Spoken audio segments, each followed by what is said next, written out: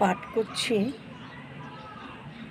আমার লেখা কবিতা কখন নন্দন সময়।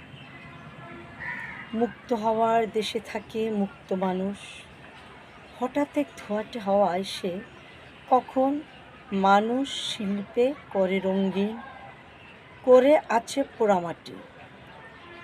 এখানে উর্বরতা ও ষড়যন্ত্রে অনাবাদী হয় কখনো, যদি পৃথিবীর সব বাড়িগুলোর কার্নিশে খোলা বারান্দায়, ছাদে, উদ্যানে ফুল গাছে গাছে সাজানো যেত, তাহলে দুর্বল দুর্গন্ধ ফুলের গন্ধে পালিয়ে যেত হয়তোবা।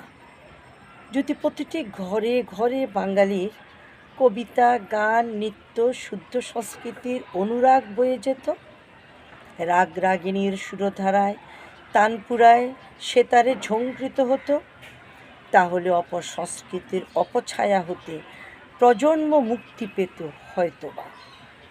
যদি ঘরে ঘরে মানবতার চাষ হতো, শোষণের বিরোধিতার গল্প হতো, শিশুর মূলেই শক্ত হয়ে বেড়ে উঠত সৎ সত্য সততার জয়গানে, তাহলে এই পৃথিবীতে অসুর না, শ্রেষ্ঠ মানুষের সন্ধান পাওয়া যেত হয়তোবা।